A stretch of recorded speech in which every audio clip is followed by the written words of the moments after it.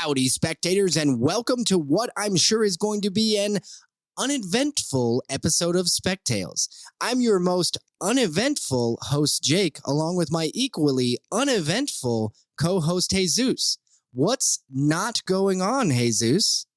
Well, a lot of grails being had, including yours truly, no, not me, Spec Tales' Grail Tale with none other than the Ice Cream Man, the Art Brut himself, Maxwell Prince, joined us, and we are freaking thrilled. That's right. You heard me say that word. That doesn't sound uneventful, Jesus. That sounds downright eventful. Yeah, but that's what we do. We bring stuff to the masses every Wednesday for your new comic book day while you're headed up there to go get your pull list. You get to do an uneventful thing and listen to the show, even though it has an awesome event going on. Well, of course, everybody out there, I was just joshing with you.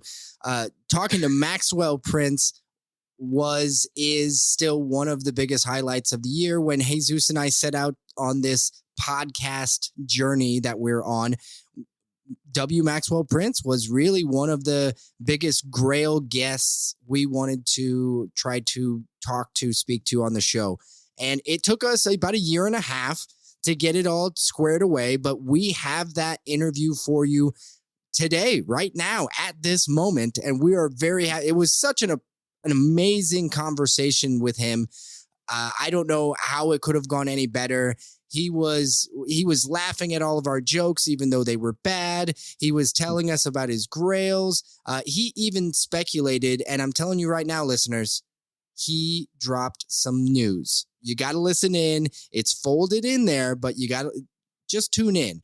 But we couldn't be happier, not just about having Maxwell Prince on, but we are being joined once again in this opening by our good friend Jason from Certified Comic Shop. Jason, thank you very much for joining us again. What is up, fellas? And my gosh, I'm so happy to be here. But Jake, Jesus, I thought I was the biggest guest that you've been trying to get, not this Ice Cream Man guy. Yeah, I mean, season one Grail. You were the season one Grail, Jason. That's correct. That is correct. Very, very. And also Jake's Certified Comic .shop. You messed it up again, man. Oh my God. Once again. Okay, everyone, Jason. Let's do it all together. Certified Comic .shop. .shop. Don't worry. I'll see if I can edit that all together so we're in unison. What is it? Auto-tune. Three-part harmony. Yes, auto-tune, three-part harmony in the key of C. Thank you. Jason, so what do you have going on over at .shop this month? Well, I got to tell you, fellas, it is the holiday season and things are jamming over here. In no small part to the Scarce Army, who, oh my gosh, who just shows up week after week and spends their hard-earned money with me here at the shop. And I'm ever so grateful for that. So in true Certified Comic .shop fashion, I wanted to come back with another incredible offer for this listening audience. I can't believe I keep doing this. But remember, a couple months ago, it was, hey, everyone gets a free comic. Just use coupon code FREECOMIC. And you'll get a free comic with your order. Then I came back last time. I said, you know what? I have a Spec Tales listener appreciation gift. Totally free. Just get it, add it to your cart, check out. You don't have to pay a dime. I'll send you something. And that was a big hit. Well, today I'm back one more time. It's the holiday season, and there's nothing better to give during the holidays, as far as I'm concerned, than the gift of comics. So I've been doing this thing for the past few years now called the Name Your Price Holiday Comic Book Mystery Box, where for $20, not for $20, that's wrong,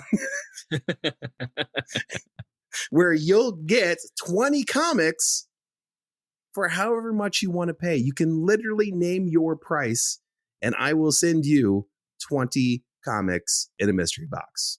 Hold on. So if I can put on there $7.77 and I'm getting 20 comics back, is what you're saying? Yep. Okay, but if you put like $7 in there, are you getting a bunch of crinkly, old, disgusting comics that smell like armpits? No, you are not. If you put in $7.77, if you put in $3, you're gonna get about $40 to $50 worth of comics. Now that doesn't make any sense. That does not. That makes no sense at all. But you know what? You know what does make sense? Making people smile at the holidays. That makes sense to me. given the gift of comics. So yeah, if you put in just a few bucks, you're going to get a nice bundle of 20 comics. If you put in $100, you're going to get more than $100 worth of comics in your mystery box. If you put in $500, you're probably going to get some big effing keys in your mystery box. So no matter what you pay, it doesn't matter. I don't care, but you will be happy. And here's you know what makes this even crazier, fellas, is there's a little, when you check out here at certifiedcomic.shop, on the checkout page, there's a little space that says notes where you can like type things in. Hi, Jason, how are you? Thank you for being such an awesome guy. Or you could say, hey, Jason, I like Wolverine and I like Ghost Rider and I like Omega Red and I like Marvel Comics and I like this, that, and the other. And I will do my best. I can't make a promise, but I will do my best to sprinkle in some of those things that you actually enjoy in your mystery box. So that makes it even better. We take a little of the mystery away, but you're getting 20 comics you want for however much you want. Name your price. Hot damn, Jason. Hot dog. Hot dog. Even better. I'm in there right now and I'm typing, I enjoy AF-15s and AF-15s only. I like Avengers number 1. That takes all the mystery out of it, though. That's not fair. And you know what? I've had people do that, like literally put in like these big lists. And then you know what I've done? If I had it, I put it in their box. Because that's just what we're trying to do here. So that's just one more way to show my appreciation for the Scarce Army out there, and for you guys as well for letting me come on here once a month and just have a good time and have some laughs and give some stuff away and probably put the shop out of business. But you know what? It's worth it. Like this makes no business sense. Listen, I will give you... It makes no sense. Yeah. It makes no sense at all. You give me less money than what I'm giving you worth in comics. Yeah, I don't know how this works. But Jason, I'm not here to tell you how to run your business. I am here, however, to tell all of our listeners that they need to get their asses over to certifiedcomic.shop and do what we are all going to do anyway. Buy more comics. Jason, thank you very much for jumping on with us again.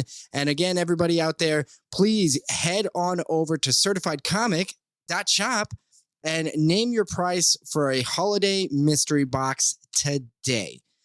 We now have to get into the episode with W. Maxwell Prince. I cannot stress enough for everybody out there, please buckle yourself in. Strap yourself to something, sit down, otherwise you will fall over in amazement at how incredible this episode kicks off. And it's going to kick off right now. So grab a bucket of ice cream and watch out for spiders. This is episode 71. This is a conspiracy. That's what this is. Just begging to course its way through your veins. Let's just for a moment speculate, shall we? You're into comic books, aren't you? I'm a nerd. But you do like comic books. Comic books aren't just for sad nerds anymore. Do you think we need one more? Strange things are afoot at the Circle K.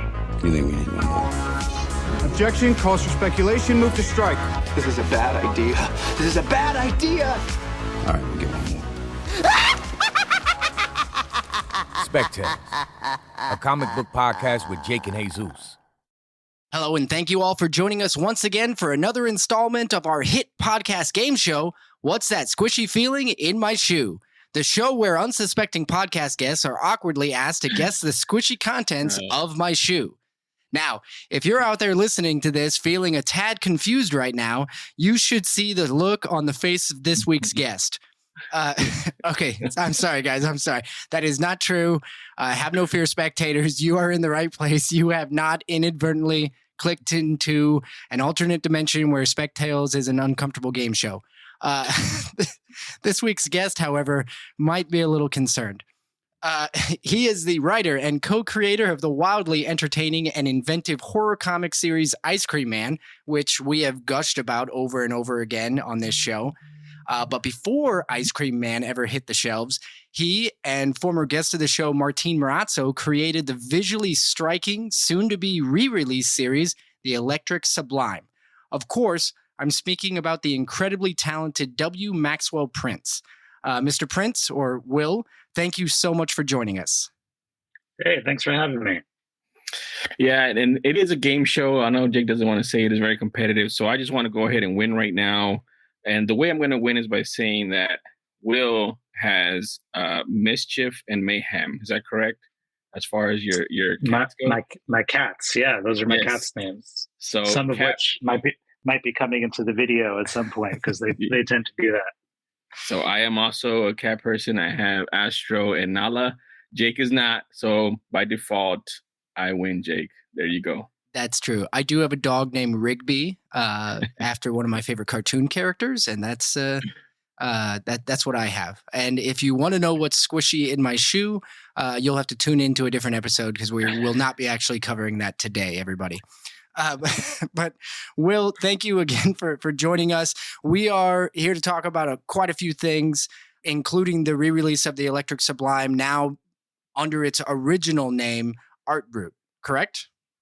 That is right. It's coming out as Art Brut on December 14th, which is, as I understand it, the day that people will be first listening to this. So that is correct. Yes. So if you're on your way to the LCS right now and you have no idea what to buy, which I assume you already know, you now know to look for Art Brut.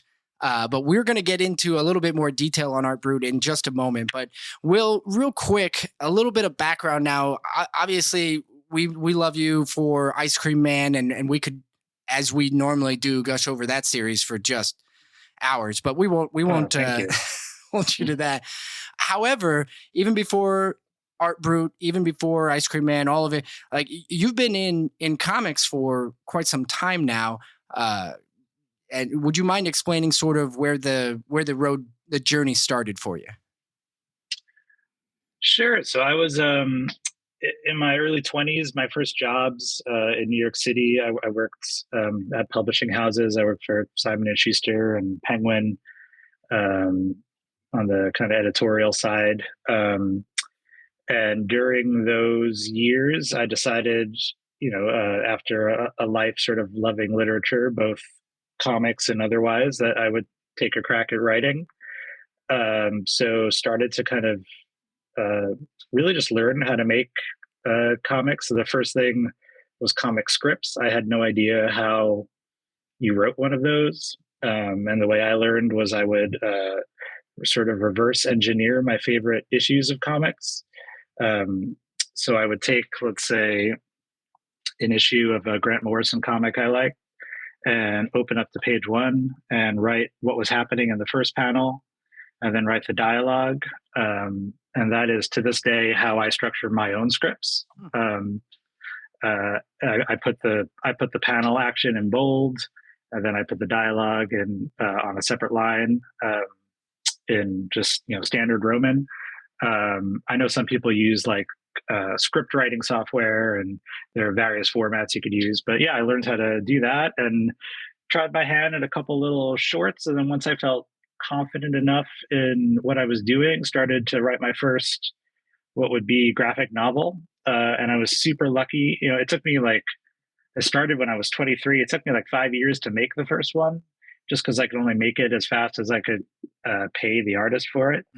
Mm-hmm. And eventually IDW Publishing agreed to put that thing out, which was a really nice surprise. They then also let me do another book, which is where Art Brut / the Electric Sublime comes in.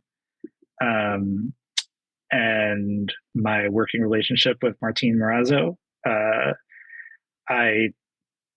After my first book, I felt a lot more comfortable with writing, and I'm a long lover of art history. It's something I've studied very closely my entire life. So wanted to do something involving that. But the thing that the kind of hiccup was that I knew, even as a young writer, what I was asking someone to do, which was recreate famous works of art in their own style, B, superimpose famous works of art and edit them a little bit on the page, and then C, imagine what was beyond the borders of the famous works of art. What's to the right of the Mona Lisa off screen that you can't see, and draw that. Pretty tall order for a young writer asking, young artists to do. But I reached out to Martín, whose work on Great Pacific I had really liked, and he was available and kind of got it immediately. And we just worked together so well. It was kind of like an instant friendship, and things have kind of been rolling ever since. We did that. I did another little novella at Image called 1 Week in the Library, which is where I kind of got the muscles for writing shorter comics, one shots. Yep. And that rolled into Ice Cream Man, which is kind of my main shtick now. I'm the one shot guy. Well, I mean, what a shtick it is. I mean, we, like Jake said, we've talked about Ice Cream Man here. I'd like to touch real quick on, and something you didn't mention was the Ha Ha books, right? Which I'm a fan of the Ha Ha books. One of my favorite, and I think it's Jake's favorite as well. He's the one who actually put me onto it, so I always have that to thank him. Is Ha Ha number 5.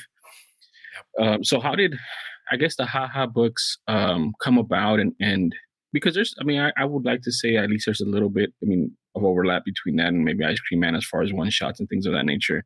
But kind of what got you into the Ha Ha kind of story? Yeah, it's hard to say. Part of it is like a kind of boring momentum answer. Things were going really well for Ice Cream Man. It felt like I wanted to prove that which I didn't wind up doing because I just did more one shots. I wanted to prove that I was more than a one trick pony. But also just, explore something a little bit different. And historically, I really hate clowns. So I thought the writing prompt of writing about clowns would kind of bring out some interesting stuff. I wouldn't say that I'm scared of them anymore. As a child, I was, but, I just don't dig them. Yeah. But then diving in and doing research, I kind of fell in love with clowns and wanted to write really human stories about them. So the format just had to be one shots because that's the format I had kind of, I don't want to say perfected, but had become comfortable with. And so I reached out to all these different artists, and I'm a lucky guy. They were all game, and Ice Cream Man had kind of bought me enough stock for these people to have faith in the project, especially the one you mentioned, Gabriel Walta on issue 5. So yeah, just a absolute ball to make that series. Yeah, I have some follow-ups, but I know Jake is I'm just revving to go, so I'll let Jake go. Yeah, no, I gotta jump in here. I've got a little bit of an opinion here. I'm not upset with you at all. I think the work that you've done is incredible, but I'm going to throw out an opinion here that I am a little upset with something to do with the industry and what they've sort of done. Like the idea that Ice Cream Man is constantly compared to Tales from the Crypt. While we love Tales from the Crypt here, I don't see it. It is in my opinion, drastically more complex and far from it's not just horror where it tells an individual story, but I don't see the Ice Cream Man as a crypt keeper. They call it an anthology, but in my opinion, it is a much larger tapestry of very emotionally and driven stories. And then Ha Ha came out and everybody said, oh, it's a new horror series all about clowns from the man who gave us Ice Cream Man. And then I read Ha Ha and I was just like, how do you misunderstand a series so much?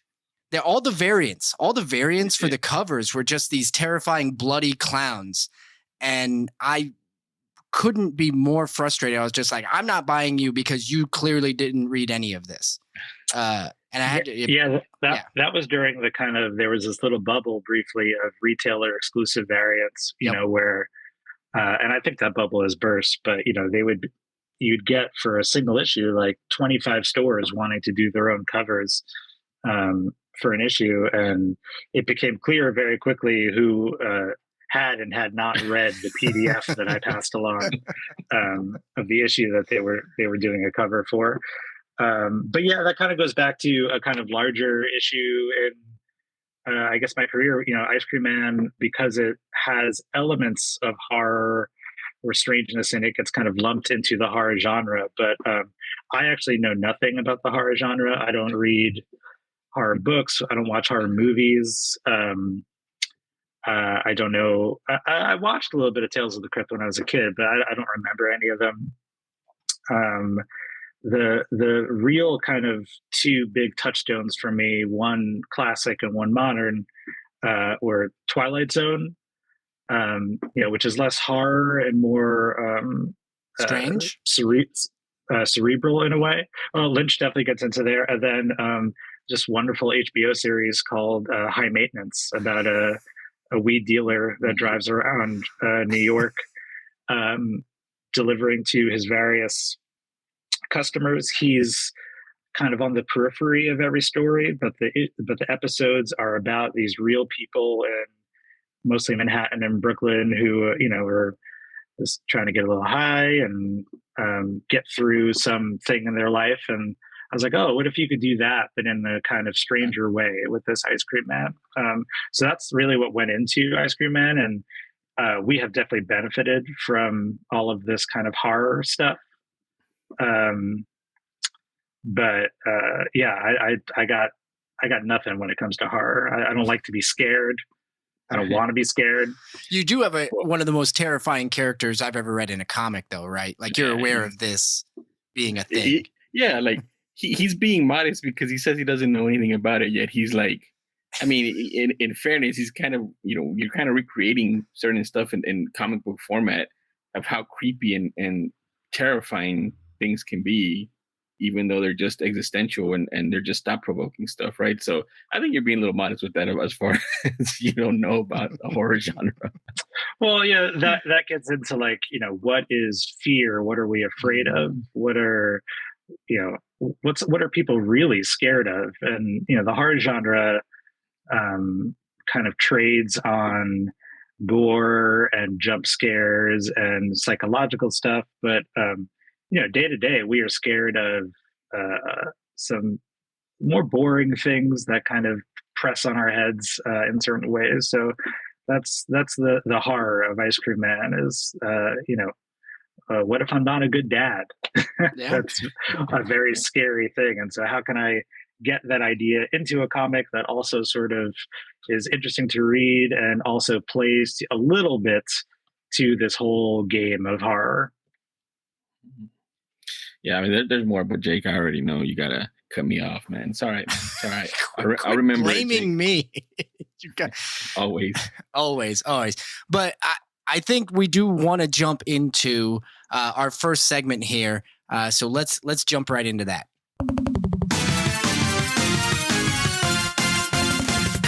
Recent pickups. That's right. The recent pickup segment where we are here to talk specifically about the new re-release. I'm not sure if I'm saying that correctly. The re-release of Art Brut, which is dropping in stores December 14th, which is by you, Will, and Martín Morazzo, who we also love the art on as well. But this thing, I mean, there's a lot to be said about it, but one of my favorite things that was said and originally said in 2017 by NPR, a celebration of the life or death of art in our lives. Being re-released, and each one is covering or having a new cover, new design, new Silver Age style backup story featuring Art the hero. So I guess what prompted the re-release of this series? So a couple of things. Some of the answers are kind of boring businessy stuff, and other answers are a little bit more, sort of flighty and artistic. So this series came out on IDW, and I think 2016, originally called Art Brut, but there was a competing book at the time on Vertigo called Art Ops. And I guess IDW decided they didn't want to have any confusion between the two books. So they asked me to change the name last minute.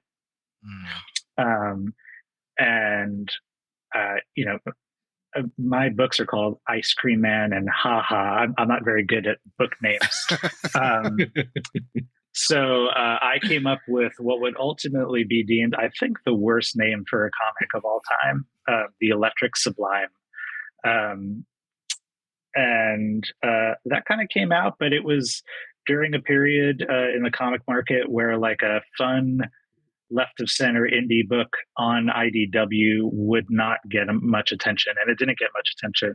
Numbers were nothing, and I got paid $0 to make the book. It was nice to be published. It was nice to learn to work with Martín.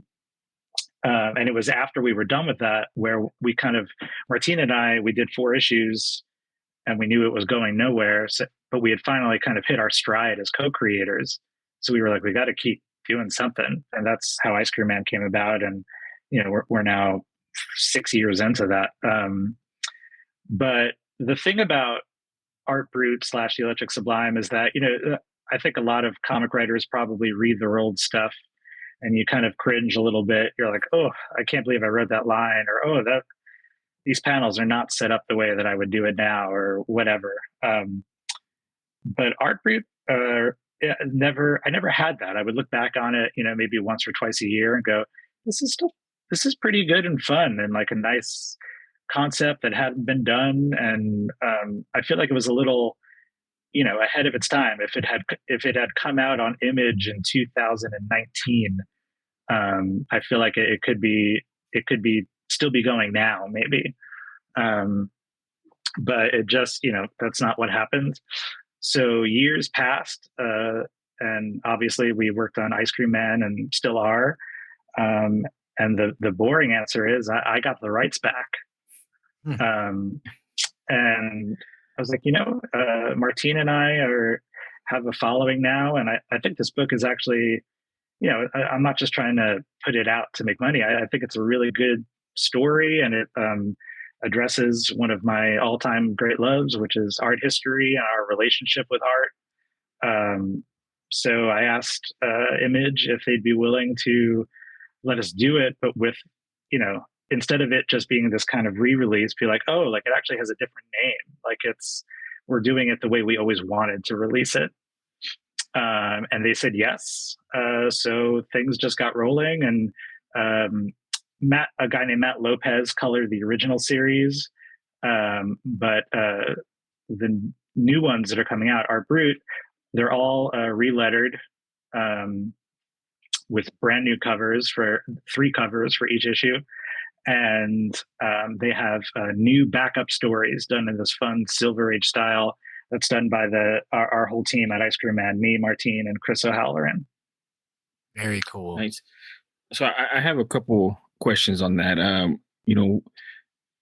One, the boring part of it, which I guess, obviously to you is boring, but like to me and people, were always fascinated, interested by, the behind the scenes stuff going on, but it's not really normal, right, for you to get your rights back, right? If I'm thinking about it logically, and you blow up with Ice Cream Man, right, for example, and I'm the publisher and I have these rights, wouldn't I be like, hey, let me just reprint this now that he's has this following, like you mentioned, right? So was that difficult process getting the rights back, or like how did it just was mundane and it just happened, or was that kind of difficult?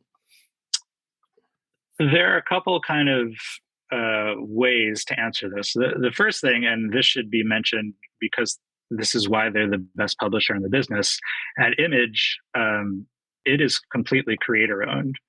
Image takes a flat fee on everything that they do, but the rest of the profits, the rights, everything, the creators retain.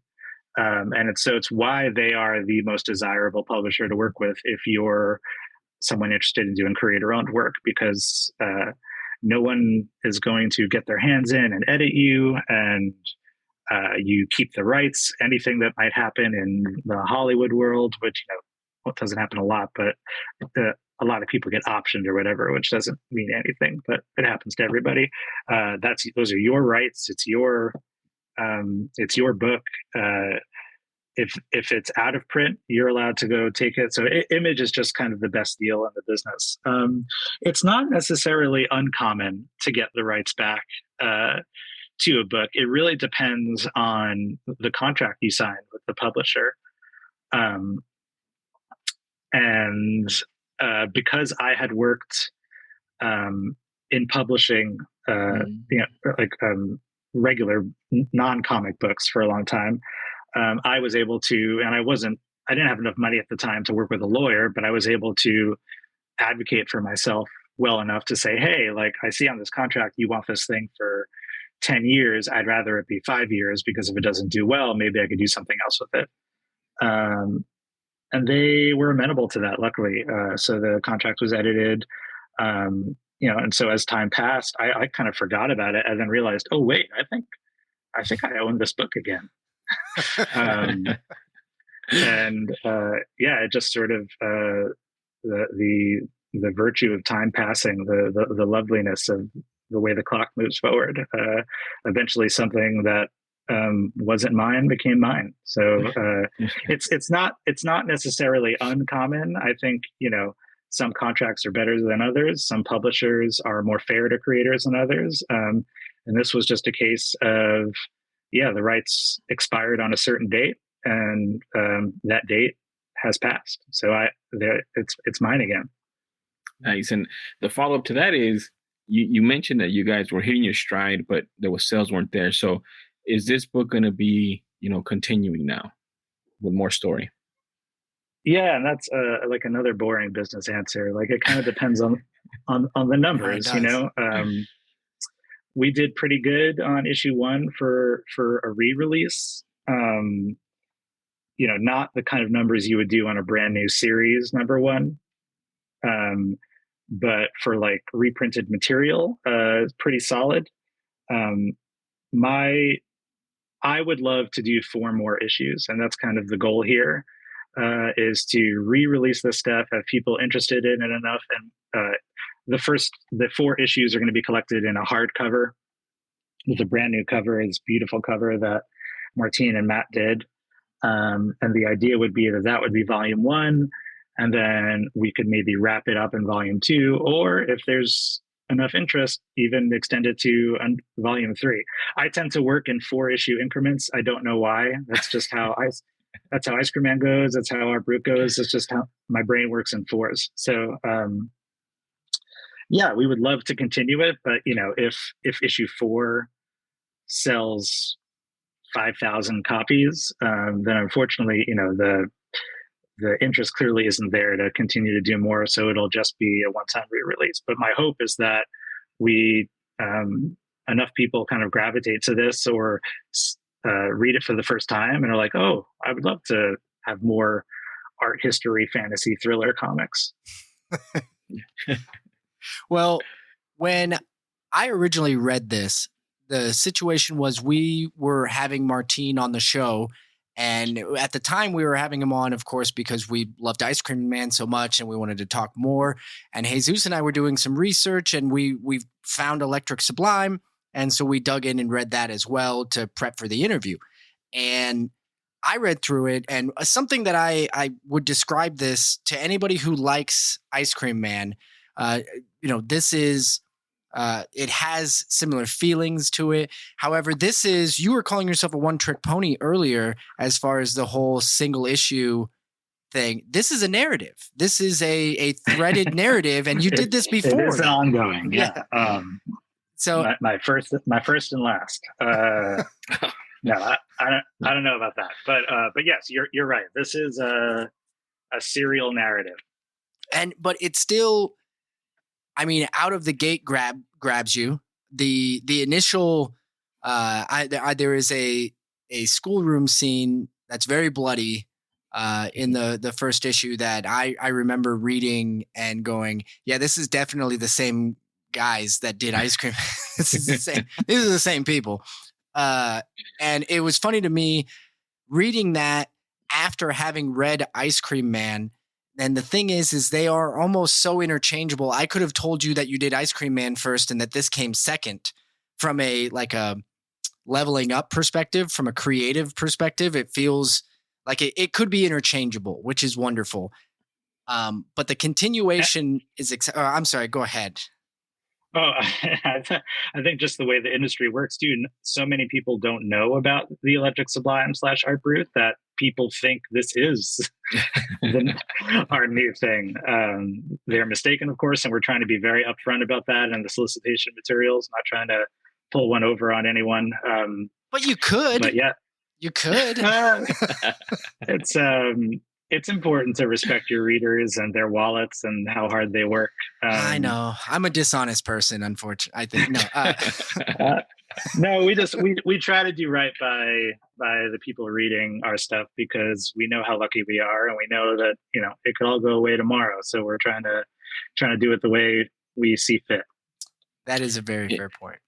And I have a question about that too, because you mentioned that you guys were hitting your stride, and stuff happens for a reason. Obviously, like if there had been sales, you'd be on Electric Sublime and it'd be called Electric Sublime. Maybe we don't get Ice Cream Man, or maybe the stuff works out differently, right? So we get Ice Cream Man. And when we interviewed Martín, it was, we love talking to him. He's a friend of ours now. At least we feel friend of the show. Oh yeah. And he mentioned that collaborating with you and you, I think you have something where like he sees what you're talking about whenever he reads it, obviously. And you called it something like Morazzo vision or something of that nature, right? Is what he said. And so my question, because obviously, you guys have done such a great job on Ice Cream Man. When you find that like on the level with an artist, right? Like with a collaborator, like, is it difficult, or how difficult is it to look for other collaborators, or maybe to compare, be like, I'm trying to do it this way and he's putting it that, like, I'm just curious, because it's like, I think a lot of creatives are searching for that, right? Like somebody that kind of is on the same wavelength. They're kind of soulmate there. Yeah. Right. And so I feel like, I don't know. I'm trying not to put words in your mouth, but just the what Martín was describing. Is that what you have with Martín, and is that difficult, making comics with other creators? Yeah, it's really subjective, right? You have these guys working in the industry for years who have worked with over 40 different artists, and they write a style of script, and then the artist does their thing. They work with either themselves or editors to kind of clean up anything in the issue so that you come to a shared vision for the final product, and that's what's released. In my case, I've had this kind of modest to large success with Ice Cream Man that has allowed us to publish, as of 2 weeks from now, 33 issues, plus an issue of Haha that ties into Ice Cream Man, plus the quarantine stuff we did when comics went offline. We've just worked so much together. And so just if you're allowed to have that kind of long relationship with an artist, it is just by nature, you're going to start kind of being in sync, just because that's what happens when you do a lot of stuff. But, I see you have Haha #1 there behind you. Mm-hmm. That's drawn by Vanessa Del Rey, a brilliant artist. So when I'm writing Haha #1 and I've got, these panels in my head and I'm describing them in the script, I have Morazzo vision. I'm seeing them in Martín's illustrative style, right? So it's like the comic that I'm creating in my head is a Martín Morazzo comic, even though I know I'm not working with him. And what's really beautiful about art and comics and collaborating is that Vanessa is her own artist with her own style and takes my scripts to places that, maybe I hadn't thought of or I didn't write in. She makes certain executive decisions. And as a writer, you react to that and maybe, change some text to better fit what she's doing. But yeah, it is both a blessing. It's a blessing to work with one artist that's kind of your artist soulmate. But it's also a blessing to work with all these different artists who are so good at what they do that you kind of just can't go wrong, There's one page early on in that issue, Haha #1 behind you, where, and it took me a while to even realize it was there. The first panel on the page is the clown Bartleby's face, and he's got a single tear that drops down the entire length of the page. And that's not written into the script. That's something Vanessa chose to do. And and that's not something, that necessarily Martín would do. But it was such a beautiful choice, and one that, I was so happy that she felt empowered to make. And I'm a big advocate of like, I'm not trained in visual storytelling, so like my scripts are suggestions; they are not blueprints. So whatever artist I work with, the caveat is, yes, I am describing a panel in this exact way, but you don't have to draw it that way. I'll fix it later. Draw it how you see it, because this is what you're trained to do. I'm just trained to make words sound pretty.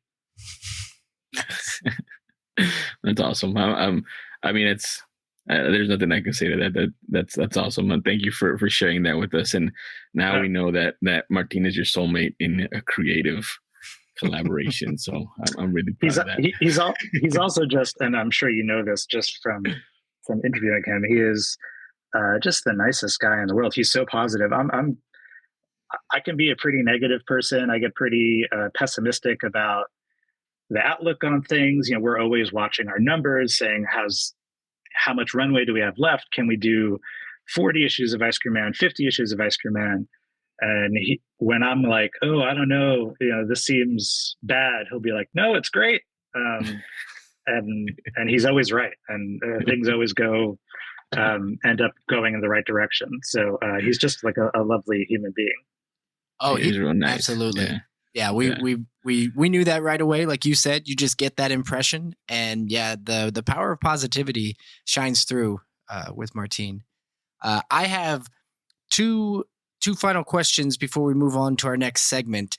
The first one being, and I don't want to give away spoilers for those of you who have not read Art Brut yet, but I do want to ask the final reveal, and I won't say who, but there is a villain revealed at the end of the first arc, we'll call it. I guess, what was the motivation for that particular individual? Because he is an individual that I said a he. This is an individual everybody knows. God, I'm so great. I'm not great at this. Don't worry about it. No one's gonna get.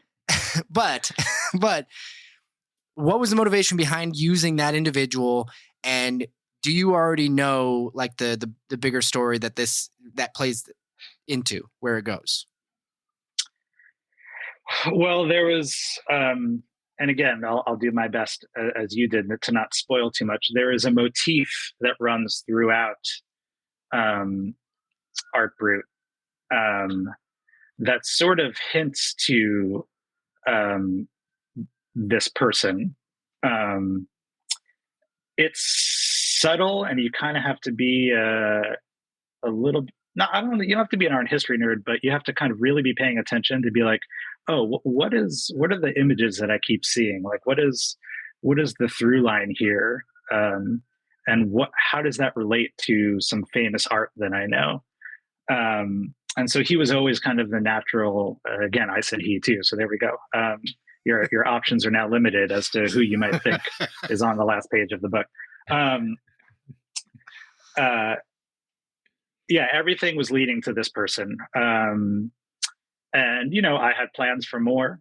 And so there's that whole part of it too. And there's all these notes in my notebook about why it's that person and what that person's trying to do. But just on the first 4 issues, which will be the way that, at least for now, most people experience the story, it really ties up this motif that appears pretty much on the first page of Art Brut. And I don't want to spoil the motif because that I think can start to give it away. But it's all intentional, and it's all supposed to be of a theme. And we use there's this really great kind of art philosophy book called Ways of Seeing by this guy named John Berger, who passed away a couple of years ago. And we sort of use that as a guide to creating Art Brut. And little quotes of his appear in Art Brut, and little ideas of his about the different ways that we see things also appear throughout the story. And so using all of that, and of course my just love of art history, it all leads to a little fun bad guy reveal. It really is. I enjoyed it very much so, and I would love to see more. So thanks for sharing it. I understand it was hard to tiptoe around that. I apologize. I just was, for those who haven't read it, it's so worth it. And I didn't want to spoil that for them, but I wanted to let you know how much I really thoroughly enjoyed it. I was a little giddy. Oh, thank you. Thank you. Yeah. And a great, if I may say so myself, a great pun as well when he, for his dialogue. So I love a good pun. So it really did work. The conversation with the henchman right before, like all of it, I was just, even before the reveal, I laughed. So my final question before we move into this next segment, I would just wanted to say, this is the recent pickup segment. So we normally talk about something that we've recently read or picked up that we've enjoyed. And I wanted to ask you if you might talk about something maybe that you recently read that you really like. So I actually don't read a lot of modern comics. I don't keep up with a lot. Kind of all of my comic reading happened around, like kind of Alan Moore, Grant Morrison, when they were sort of in their heyday and their salad days. So I've read lots of writers besides them, of course. But I also, I went to college in New Jersey. This is 20 years ago now. And had a brilliant professor named Hilary Chute, who is basically the preeminent scholar on nonfiction comics. She's very close with Alison Bechdel. She co-wrote a book called MetaMouse, kind of explaining mouse with Art Spiegelman. And I was a student of hers, and she helped me with some of my thesis-y stuff back in the day. And so that was kind of my real introduction to comics that were like making me giddy, were like Grant Morrison's superhero experimentation, and then all of this really rich nonfiction stuff like Alison Bechdel and Joe Sacco, Art Spiegelman, Phoebe Glockner, Linda Barry. They usually call this the genre comics with an X, C-O-M-I-X. These guys that are writing memoirs and stories about their life just via comic form. So that kind of that's kind of where a lot of my comics reading stopped, was that stuff. But I happen to be, as you guys, I believe, well know, close friends with an up-and-coming writer named Dennis Camp. He lives about a 15-minute drive from me. He lives in Brooklyn, but somehow also has a chicken coop in his backyard with real chickens. We did learn that. Awesome. So if you ever go over his house, you leave with eggs every time. It's really great. And Dennis is one of the, not just one of the best people I've ever met, but not just one of the smartest people I've ever met, but one of the best souls I've ever met. And the kind of work that he's been putting into mastering the comics craft in the past, I want to say 5 or 6 years, without at first much reward at all. You can tell that he just loves the medium and he really wants to understand it better and execute things at a high level. And so he's got a few books out right now. He's got an amazing, very challenging book on Image called 20th Century Men. That is just, I think people might gloss over it now, but in 10 years, people are going to look back and be like, holy cow, this is dense and complicated and beautiful. He's writing a Bloodshot series, which is super fun, very much his sort of sensibilities, but a little bit less heady as some of his other stuff. And then he's got, I forget the publisher's name, this book called Agent of World, that again is just, it's some of the best writing going on right now in comics. So I don't read a lot of current comics, but I buy anything that Dennis puts out. And he literally, up on my screen, just texted me issue 5, a PDF of issue 5 of 20th Century Men. So I will be reading that later. Agent of World is on Scout Comics. Scout Comics, that's right. And Agent of World, Dennis is also, we consider, friend of the show, and we read his stuff as well. Obviously 20th Century Men when he was on, and Agent of the World I had already picked up because of the artwork by Filia, which is just amazing artwork as well. So is 20th Century Men, by the way. Like the painting stuff is just amazing. But yeah, I mean, his stuff is awesome. And I was mentioning Agent of the World because I share a space with my wife. We work from home, and I was reading it and I was just chuckling and laughing. And she's like, what are you laughing at over there? Just the little stuff that he puts into it that are just like, you have to catch it. You have to know what he's doing. And it's just so funny to me.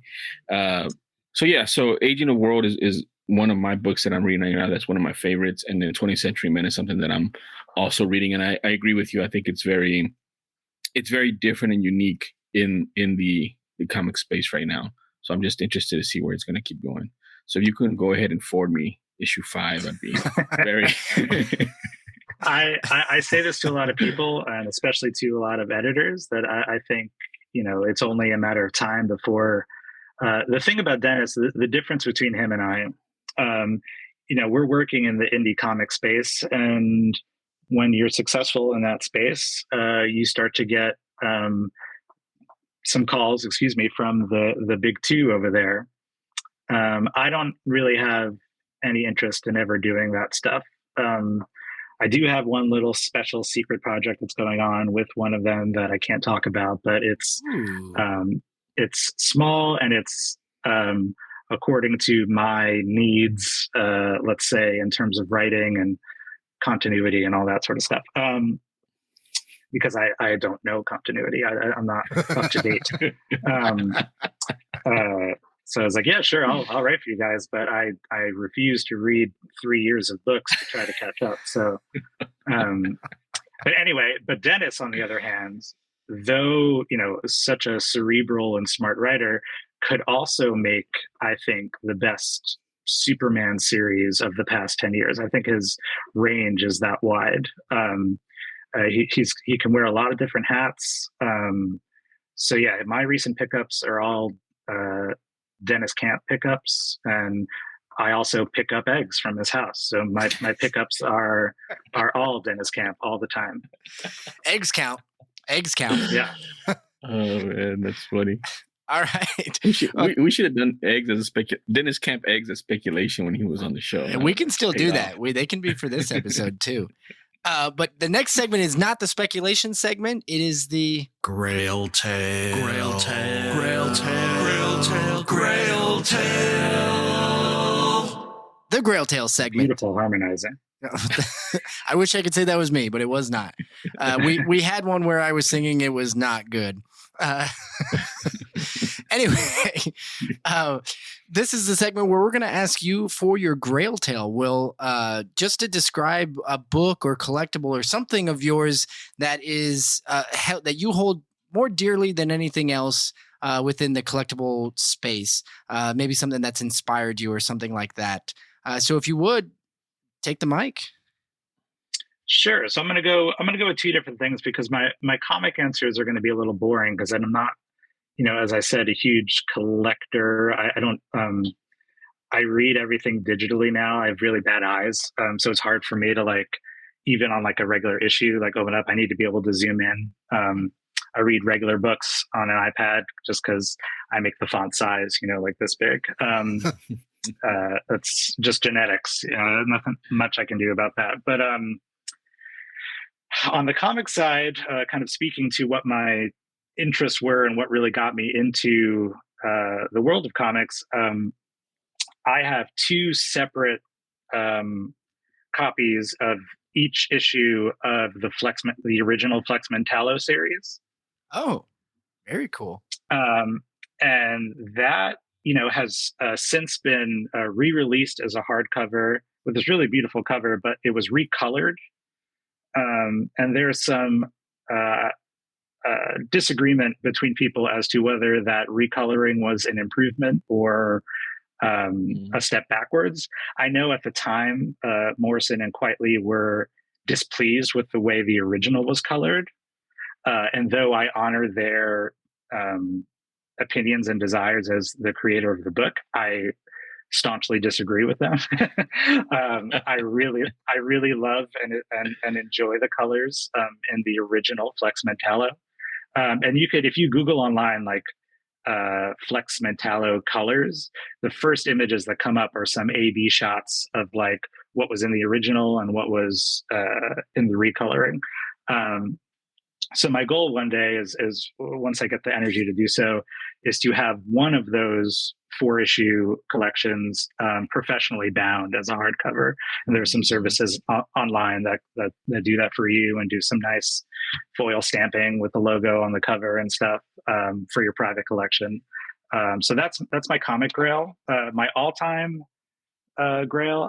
I'm like I said, I got my background is in kind of standard literature, especially short fiction. Dennis Johnson is probably my favorite writer of all time. He wrote the short story collection Jesus' Son. He was a poet. He wrote the National Book Award winner Tree of Smoke. His last book before he died a couple years ago is a collection of short stories called Largesse of the Sea Maiden. And I have a very rare hardcover copy of the Jesus' Son collection. Jesus' Son has some of the best short stories of all time in it. There's this one that's called Emergency that is probably, when you talk to people that are fans of short stories, are in the top 10 short stories of all time, in the history of American literature. The story Emergency. And it's most people have the same exact paperback version of the book. Early on the book, they printed really limited copies of this like weird kind of minimalist hardcover version.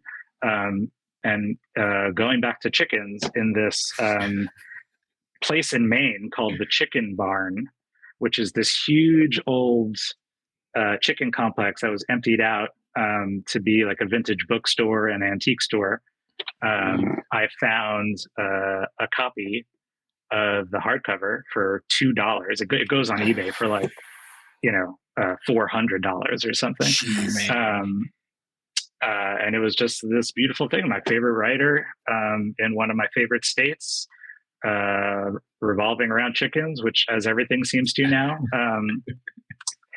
So that's like, the thing in my house that no one's allowed to touch. No dog earing it, no paging through it. I want to keep it pristine. That's nice. The big one for me. But I also love having those Flex Mentallo issues. And hopefully maybe one day soon, we'll actually do that whole binding thing and have like a special one-of-a-kind version of it. Ooh, if I could, both of those are dope.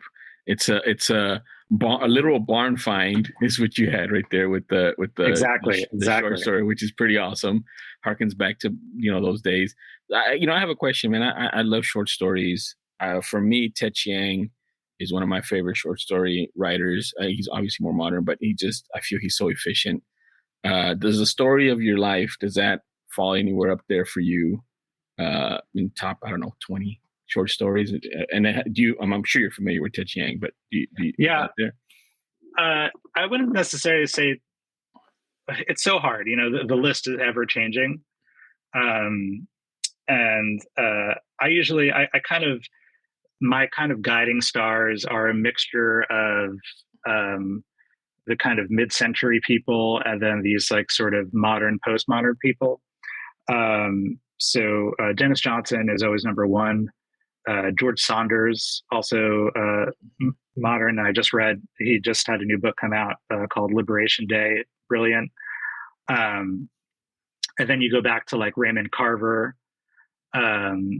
Hemingway, though mostly a novel writer, has this amazing book of short stories called In Our Time. And it's funny because, we read his novels, but I think it's his best work. The short stories are all just so efficient and such gut punches. And then this woman, Grace Paley, also a mid-century writer, who was like a working mom that just happened to be also writing some of the best fiction of all time. So those are like my top 5. And then the rest of the list, I'll read one and it'll kind of hit me in a certain way, and it'll get into the top 10, and then I'll read an old favorite and it'll come out of the top 10. So yes, Story of Our Life, not at the top, but just, good. And I love the short story format, and that's kind of what I've ported over to comics, really. I think is trying to be really efficient in a small amount of space, and still leave an emotional impact on a very kind of limited canvas. So that's kind of where a lot of my writing sensibilities come from, and what I'm trying to do with Ice Cream Man. Nice. So that's a good what is it called? Answer? One. No, I mean, yeah, obviously. But I'm saying, like, that's a good comparison. I hadn't thought of that as a short story, porting it over basically into comic books. And that makes a ton of sense, especially that you like short stories so much. Well, it's like, what if I limit the amount of space I have? Can I do something satisfying from start to finish and leave an impression on the reader? And the answer isn't always yes, but I had this. Yeah. It's Gathering Dust, but they're pretty cool hardcover of the Ernest Hemingway. I picked these up. I put these up because there's a documentary out there about not high end. I thought you were gonna say like a first printing, of and the hardcover obviously that's super rare, but there's this whole thing about collecting, first printings, hardcovers that are rare in books. And there's a documentary out there talking about it and how the dealers are getting older in age, and there's not anybody younger coming in to fill that void. So there's going to be a lot of barn finds because people don't know what they are. So I just think that's really cool. And even me, who loves all of that shit, I now read my books digitally, so it's like, Cormac McCarthy just came out with a new book of the first part of a two-parter. And, historically speaking, I would always go out and buy a copy of Cormac McCarthy's book. But I just downloaded it on Apple Books because, I'm only 37, but I've got the eyes of like a 60-year-old. So I need that bigger font. It's also pretty space efficient too. I don't have to get my wife as mad at me anymore as I keep adding books to the bookshelf. So yeah, well, in New York, right, the space out there is prime, like from a cost perspective too. So I definitely. Who else just said that too, Jake? That's in New York. That was like as far as space. Yeah, that if they had more space, they'd collect more. But because Tom Brevoort. Oh yeah, Tom Brevoort, the editor at Marvel, said the same thing. Yeah, he said that he had to start. He's starting to do more digital as well, I believe. I know you're not going to believe me, and you're going to think that this is all lip service, but genuinely, I am currently holding in my hand my favorite short story that I've ever read, and it is Haha number 5. That's so nice of you. I know I messaged you this, and I swear everybody out there listening, I promise I'm not going to turn this into a gush fest, but I messaged you when I first read this. You don't have to, I don't know how, it's one of those things where you don't know how to react. I read this not long after having lost my grandmother, and this thing made me like, I broke down into tears. I loved it so much. It was such an impactful thing. So all I wanted to just say was thank you very much. It is still something that's very important to me. And I have recommended it to literally every human being I know. Oh my gosh. So thank you. Thank you very much. I don't know how to expect you to react to that, but I had to say something. I have you here, right? Oh no. All I could say is thank you, man. It's like it's a writer's dream to leave some sort of impact on people. And because I'm terrible I don't have a Twitter, and because I'm really bad at Instagram, I forget to check my messages all the time.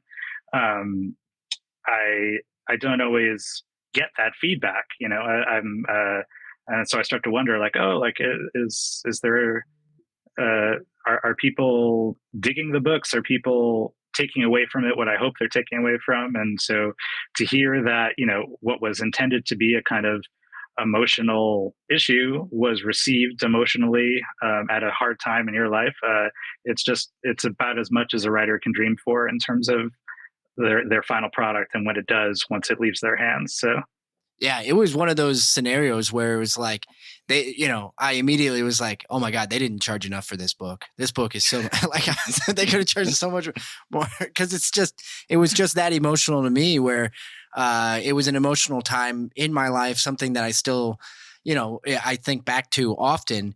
And this really marks that. That's something that I can physically carry to speak to the emotional side of what I couldn't handle or couldn't deal with at the time. So it was nice to attach it to something. It doesn't hurt that it's drawn by one of the best modern comic artists and one of the best comic artists of all time. So it certainly has that in its favor as well. Gabriel is a genius, and that he said yes to working with me was another weird stroke of W. Maxwell Prince luck. It's hard work, man. Hard work pays off. Seriously. And Jake is not lying. He's told me about, he got me into haha, and just, I guess whatever. I didn't know what haha was about until Jake told me. I was like, man, that story is in that book. And, I talked to Jake about it too. I lost my aunt in January of 2020, and reading that book hit me like a ton of bricks too. So that's why it's also one of my favorites as well. But yeah, man, I mean, just thank you for that. And like you said, the feedback, it's weird because everybody I talk to about it, everybody I tell about it, they'll read it and they have the same. I told my wife to read it. She liked it as well. And it's weird that you're not, not weird, but like, I'm glad you're getting the feedback, and I hope that it's very well received outside of even just us. Anytime I put somebody onto it that's new, that's not even in the comics, they enjoy it a lot. Well, I really appreciate that because I'm a little, I tend to kind of isolate myself and, forget to check my Instagram for 2 weeks. And kind of on purpose, because that stuff is, I have like an unhealthy relationship with that stuff. Like I'll, I don't want to be scrolling like when I'm supposed to be attending to my daughter and stuff like that. So I try to like put in these limits on my usage for my sanity, and then also just for my attention span to be a better father and husband. But to hear that is so great. Thank you so much. And that's exactly why I am so frustrated with everybody that was like, oh, that's a horror comic. I was like, you can go straight to hell with that thought. You're wrong, and I'm going to tell you why. And that's my soapbox for this episode of Spec Tales. But that segment, the soapbox a bit. This is some inside baseball stuff, but the head of specialty covers at Image, a really lovely guy named John Schlafman.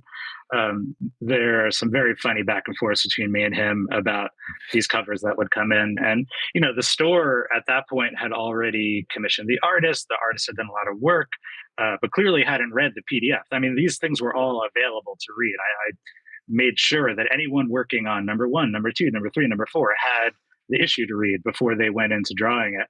And it would come back, with a headless, like a clown holding someone's head or something. I was just like, oh, they didn't read it.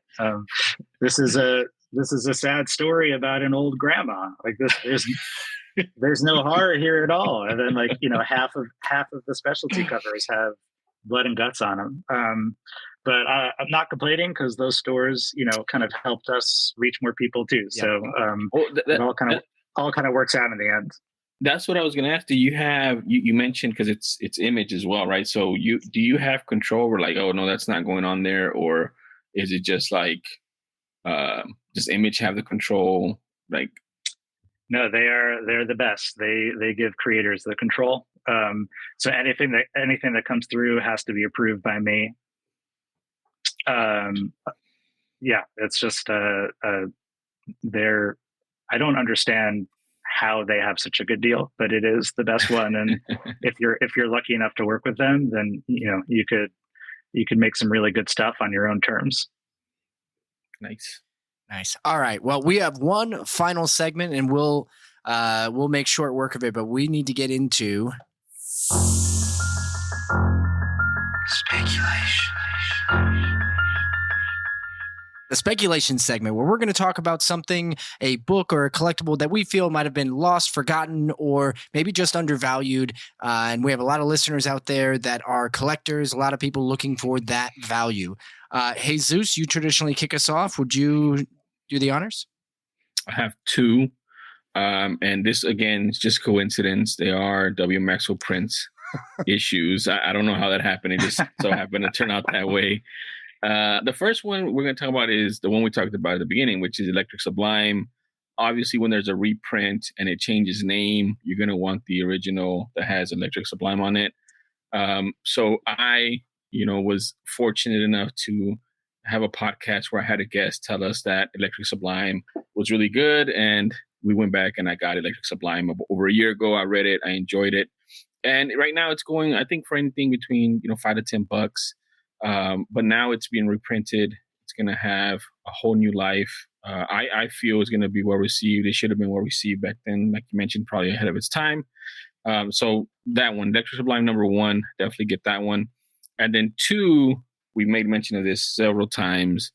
And I'm just talking about this from the perspective of potential. And it's something that we haven't really, I guess you touched on a little bit about TV stuff, but HaHa #5 to me is not just a great comic book story.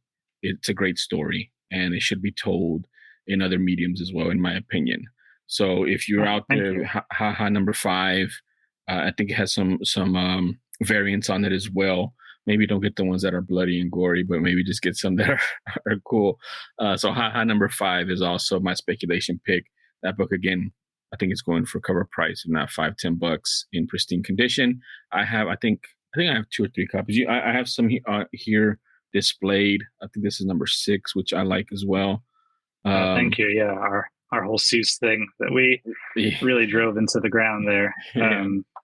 We have a standing thing with Martin that if we see him at a con, we're going to ask him for a commission of a Dr. Seuss. So he's waiting. I could get into that whole thing, but we had to do that out of some last minute shenanigans, and then it became a signature of our brand, I guess. I don't know if we have a brand, but it's a shtick that we were able to return to, and people really dug it, and people still ask Martin to basically draw in a style that isn't his, that is belongs to this classic amazing cartoonist and storyteller. So but thank you. I was one of the biggest sort of compliments I got was from Gabriel Walta himself, when after he read the script, and I think he's okay with me saying this. He told me that he thinks it's going to be one of the most important stories he's ever worked on. And this is a guy that drew Vision and is just this. Just so good and so sought after. So to hear that from the artist himself, just reading the words before he even started to kind of, pen down the thumbnails and all that, it was great. Yeah. No denying any of that, both about Walta or HaHa #5, honestly. Will, do you happen to have a speculation book you'd like to talk about? Something to speculate on? I guess I'm banging the same drum here. 20th Century Men #1 by Dennis Camp. Also, Agent of World #2 by Dennis Camp. That is, to me, one of the best buddy action comedies ever done in the comics medium. I think his stuff will be, the market's really weird right now. And some of his stuff, it's a weird thing to say because it's not a bad thing about his work. His work is just really dense and smart, and not everyone is looking for that necessarily right now in a comic, or isn't, if you're a younger comic reader, it's something you might appreciate later. If you're an older comic reader and you're not in the mood for something dense and you just kind of want some escapism, then that's not what you're going to reach for. But I think the stuff that he's doing right now, a year or 2 years down the line, will only rise in value, and if not value, then in respect and reverence. Very much so. Actually, I believe he sent us Agent of World issue 2 like the day before we went on our interview with him, and we were texting each other going like, "Are you reading this? Are you reading this?" And we're just laughing. It was great. So yeah, both of those great picks. I am going to close this out with something I couldn't not bring up, obviously, because I'm that guy. I actually have a 9.8 copy of Ice Cream Man #1. This took me a little bit to get, but it was one of those things once I had read it, because the first thing I read was the trade.